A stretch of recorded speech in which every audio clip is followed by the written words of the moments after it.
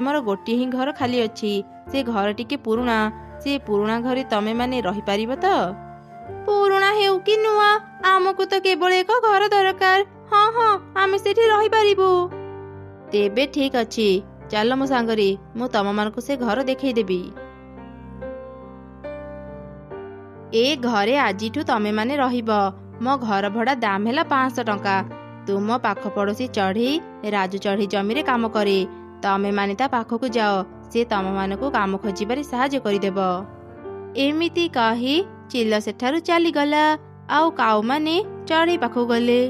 चढ़ी आमे पाख जंगलरु आसीचु आम पाखरे भी किछि भी काम नाही काम पाई पारी तू आमको टिके साहाय्य करिदे। आमे तो पाख घरे आजिठू रहिलु आमे आजिठारु पड़ोसी पड़ोसी हे आमे मिलिमिशि रहिबा। ओ ताहले तो भल कथा काम पाई चिंता करनी मु जोठी काम करी तमे माने भी सेठी काम करि पारिबो। आस मो सांगरी। एमिति कही चढ़ी सेमानकु राजू पाखकु नहीं गला आउ ताकु सब कथा कहिला। राजू भी ता जमीरे काऊ मानकु काम देला। सेबेठारु चढ़ी आउ काऊ माने राजूर जमीरे काम कले। संध्यारे निज निज मजूरी टंका धरी से माने घर को फेरिले। एमिति काऊ माने मिलिमिशि चढ़ी सह रहउथिले। देखु देखु गोटे मास बीती गला। काऊ मासे हेई गला मते भी घर भड़ा दे मो घर भड़ा 500 टंका तोर मने अछि तो? हाँ हाँ चिलो दीदी मोर मने अछि एई ने टंका। चिलो दीदी एई नियो मोर 2 मासर घर भड़ा 800 टंका। ए कौन चिलो दीदी चढ़े पाखरु 400 टंका नेउच आउ आम पाखरु 100 टंका अधिक करी काहेकि नेउच? चढ़ई अनेक दिनरु एठी रहिची तार स्वामी भी नाही सेथिपाई मु ताकु 100 टंका छाड़ करिची। से एकुटिया ही अनेक कष्ट करी ता घर चलाए। आरे तू देखिलु चिलो चढ़े पाखरु 400 टंका घर भड़ा नेउची आउ आम पाखरु 500 टंका नेउची।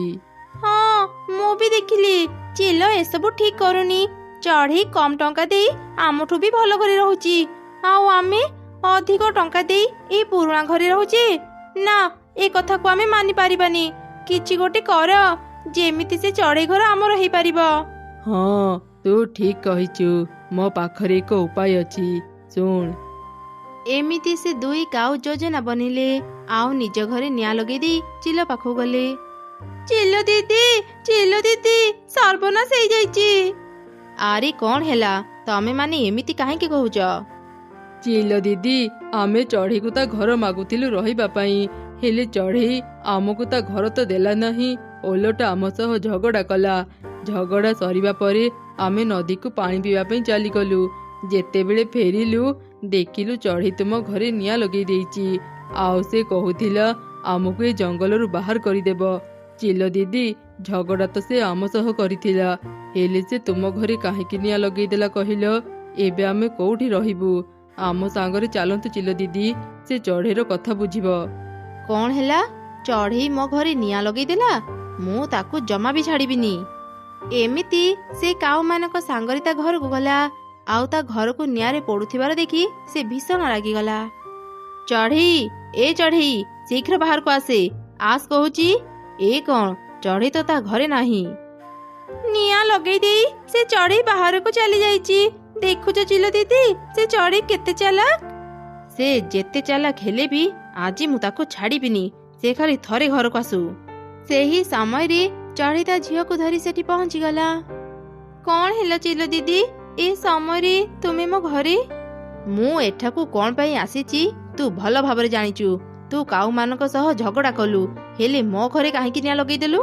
तू कौन से घर को काऊ घर भाबिचु? तोर स्वामी नाही बेली मु तो पाखरु घर भड़ा 100 टंका कम नेउथिली ता बदल रे तू मोर एते बड़ क्षति कलु। ए सब कौन कहउच चिलो दीदी मु ए विषय किछि भी जानिनी। मो झियो सह नदी को गाधेबा पई जाईथिली मते विश्वास कर चिलो दीदी काऊ मानक घरे केमिति निया लागिला मु किछि जानिनी। चुप कर काऊ माने तोर सब कथा मते कहिचंती तू ए घरे आ रही पारिबुनी। आज ही मो घर छाड़ी चली जा नहले मु तते पिटी पिटी ए जंगल रु बाहर करी देबी। ना पिटिबा को पड़िबनी आमे मिछ जाल रे पड़ी जाईचु आमे एबे ही घर छाड़ी चली जिबो। काऊ अंकल काऊ आंटी तुमे दुई जण बहुत खराब। दिने मो माँ पाई तुमे माने काम पाइथिलो आउ ଆଜି ଆମକୁ ଆମ ଘରୁ ବାହାର କରିଦେଉଛ? ତୁମେ ଦୁଇ ଜଣ ବହୁତ ସ୍ୱାର୍ଥପର। ମାରି ଏମାନଙ୍କୁ କହିକି କିଛି ଲାଭ ନାହିଁ। ଭୁଲ ତ ମୋର, ମୁଁ ଏମାନଙ୍କୁ ଚିହ୍ନି ପାରିଲିନି। ଚାଲ ମା, ଆମେ ଏଠୁ ଚାଲିଯିବା। ଏମିତି କହି ଚଢ଼େଇ ଆଉ ତାର ଝିଅ ସେଠାରୁ ଚାଲିଗଲେ। ଚିଲ କାଉମାନଙ୍କୁ ଚଢ଼େଇ ଘରେ ରହିବାକୁ ଦେଲା। ସେପଟେ ମାରି, ଏ ନଦୀ ବହୁତ ବଡ଼, ଆମେ ଉଡ଼ିକି ନଦୀ ପାର କରିପାରିବାନି। ନଦୀ ସେପାରି ଜଙ୍ଗଲରେ ମୋ ଭଉଣୀ ରୁହେ। ଚାଲ ଆଜି ଆମେ ତା ଘରକୁ ଯିବା। ଠିକ ଅଛି ମା, ଚାଲ ଯିବା। ତାପରେ ମା ଛୁଆ ଡଙ୍ଗାରେ ବସି ଆଗକୁ ଗଲେ। କିଛି ଦୂର ଗଲା ପରେ ସନ୍ଧ୍ୟା ହେଇଗଲା। ମା, ସନ୍ଧ୍ୟା ହେଇଗଲାଣି। ମତେ ଭାରି ଡର ଲାଗୁଛି ମା। ସେ ଜଙ୍ଗଲରେ ଯଦି କିଛି ହିଂସ୍ର ଜନ୍ତୁ ଥିବେ, ସେମାନେ ତ ଆମକୁ ଖାଇଦେବେ। ତୁ ଭୟ କରନି ମା, ଆଜି ରାତି ଆମେ ଡଙ୍ଗାରେ ବିତେଇଦେବା। ସକାଳ ହେଲେ ଆମେ ଜଙ୍ଗଲ ଭିତରକୁ ଯିବା। ଚଢ଼େଇର କଥା ସରୁ ସରୁ ସେଇ ନଦୀ ଭିତରୁ 3ଟି ମକା ଘର ବାହାରିଲା। ଆରେ ଆରେ, ଏ ନଦୀ ଉପରକୁ ମକା ଘର କେମିତି ଆସିଲା? ଆଉ ଏ ଘର ଭିତରେ ଛୁଆ କାନ୍ଦିବାର ଶବ୍ଦ ଶୁଭୁଛି। ନିଶ୍ଚୟ କୋଉ ଛୁଆ ବିପଦରେ ଅଛି। ଚାଲ ମା, ଏ ଘର ଭିତରକୁ ଯାଇ ଦେଖିବା। ଏମିତି କହି ମା ଚଢ଼େଇ ପ୍ରଥମ ଘରକୁ ଗଲା। ସେ ଘରେ ସେ ଅନେକ ଧନରତ୍ନ ଦେଖିଲା। ଆରେ, ଏ ଘରେ ତ ସୁନା ହୀରା ଭର୍ତ୍ତି ଅଛି। ଛୁଆଟା ବୋଧେ ଆର ଘରେ ଅଛି। ଚାଲ ମା, ଆର ଘରକୁ ଯିବା। ଛୁଆଟି ନିଶ୍ଚୟ କଷ୍ଟରେ ଥିବ, ସେଥିପାଇଁ ଏମିତି କାନ୍ଦୁଛି। ତାପରେ ମା ଚଢ଼େଇ ଦ୍ୱିତୀୟ ଘରକୁ ଗଲା। ସେ ଘରେ ବି ସେ ଅନେକ ଧନରତ୍ନ ଦେଖିଲା। ସେଠାରେ ସେ ନ ରହି ତୃତୀୟ ଘରକୁ ଗଲା। ସେଠି ସେ ଦେଖିଲା, ଆରେ ଏ କଣ? କିଏ ତୁ? ତତେ ଏଠି ଏମିତି କିଏ ବାନ୍ଧିଛି? ମତେ ଆଗ ଖୋଲି ଦିଅ, ମୁଁ ତୁମକୁ ସବୁ କଥା କହିବି। ତାପରେ ମା ଚଢ଼େଇ ତାକୁ ଦୌଡ଼ିରୁ ମୁକ୍ତ କଲା। ସେ ଚଢ଼େଇ ଛୁଆ ସଙ୍ଗେ ସଙ୍ଗେ ଏକ ପରୀ ପାଲଟିଗଲା।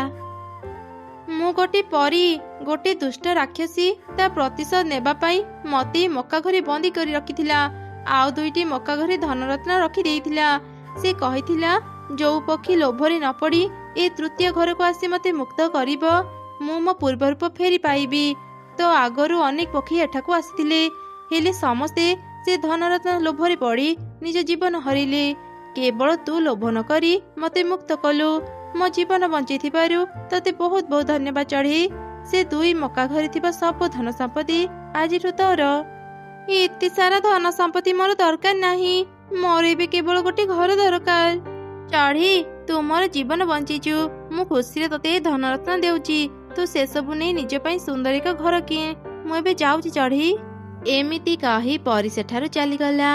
ମା ଚଢ଼େଇ କିଛି ଧନରତ୍ନ ନେଇ ସହରକୁ ଗଲା। ଆଉ ସେସବୁ ବିକ୍ରି କରି ଏକ ବଡ଼ ଘର କିଣି ରହିଲା। ଦିନେ ସେପଟେ, ଆରେ ତୁ ଦେଖିଲୁ, ଆମେ କେମିତି ମିଛ ନାଟକ କରି ଚଢ଼େଇକୁ ତା ଘରୁ ବାହାର କରିଦେଲେ। ହଁ, ତୁମେ ଠିକ କହିଛ। ସତରେ ସେ ଚିଲଟା ଭାରି ବୋକି। ଆମେ ନିଜେ ହିଁ ଚିଲ ଘରେ ନିଆଁ ଲଗେଇ ଚଢ଼େଇକୁ ଫସେଇ ଦେଲେ। ବୋକି ଚିଲ ଆମ କଥାକୁ ବିଶ୍ୱାସ କରିନେଲା। ବଦମାସ ଦଳ, ତମ ମାନଙ୍କ କଥାକୁ ବିଶ୍ୱାସ କରି ମୁଁ ଏକ ଭଲ ଚଢ଼େଇକୁ ମୋ ଘରୁ ବାହାର କରିଦେଲି। ଏବେ ମୁଁ ତମମାନଙ୍କୁ ଜମା ବି ଛାଡ଼ିବିନି। ଏମିତି କହି ଚିଲ ପିଟି ପିଟି କାଉମାନଙ୍କୁ ଜଙ୍ଗଲରୁ ବାହାର କରିଦେଲା। ମୁଁ ଏବେ ହିଁ ଚଢ଼େଇ ପାଖକୁ ଯିବି, ଆଉ ତାକୁ କ୍ଷମା ମାଗିବି। ମୁଁ ତା ସହ ବହୁତ ଅନ୍ୟାୟ କରିଛି। ସେ ନିଶ୍ଚୟ ପାଖ ଜଙ୍ଗଲକୁ ଯାଇଥିବ। ମୁଁ ସେ ଜଙ୍ଗଲ ଯାଇ ତାକୁ ଖୋଜି ଦେଖେ। ଏମିତି କହି ଚିଲ ପାଖ ଜଙ୍ଗଲକୁ ଗଲା ଆଉ ଚଢ଼େଇକୁ ଖୋଜିଲା। ଏଇ ଘରେ ମୁଁ ପଚାରି ଦେଖେ, ସେମାନେ ଚଢ଼େଇକୁ ଜାଣିଛନ୍ତି କି ନାହିଁ। ଘରେ କିଏ ଅଛନ୍ତି? ବାହାରକୁ ଆସନ୍ତୁ। ଚଢ଼େଇ, ତୁ ଏଠି? ମୁଁ ତତେ ହିଁ ଖୋଜୁଥିଲି। ମୁଁ ତତେ ନେବା ପାଇଁ ଆସିଛି। ମତେ କ୍ଷମା କରିଦେବୁ ଚଢ଼େଇ। ସେଦିନ ମୁଁ ତୋ କଥାକୁ ବିଶ୍ୱାସ ନ କରି ତତେ ମୋ ଘରୁ ବାହାର କରିଦେଇଥିଲି। କାଉମାନେ ଏମିତି ମିଛ କହିଥିଲେ, ମୁଁ ତାଙ୍କ କଥାକୁ ବିଶ୍ୱାସ କରିନେଲି। ଏବେ ମୁଁ ସତ କଥା ଜାଣିପାରିଲି। ସେମାନେ ତତେ ଘରୁ ବାହାର କରିବା ପାଇଁ ଏମିତି ମିଛ ନାଟକ କରୁଥିଲେ। ମୁଁ ସେମାନଙ୍କୁ ସେ ଜଙ୍ଗଲରୁ ବାହାର କରିଦେଇଛି। ଭଲ କରିଛ ଚିଲ ଦିଦି। ସେ ଦୁଷ୍ଟ କାଉ ମାନଙ୍କୁ ଜଙ୍ଗଲରୁ ବାହାର କରି ବହୁତ ଭଲ କାମ କରିଛ। ନହେଲେ ସେମାନେ ଅନ୍ୟ ଚଢ଼େଇ ମାନଙ୍କର ବି କ୍ଷତି କରିଥାନ୍ତେ।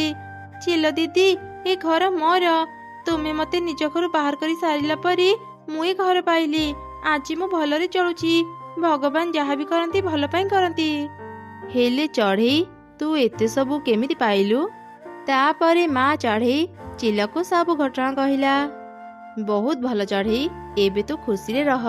ବେଳେ ବେଳେ ଆମ ଜଙ୍ଗଲକୁ ବୁଲିବା ପାଇଁ ଆସିବୁ। ମୁଁ ଏବେ ଯାଉଛି।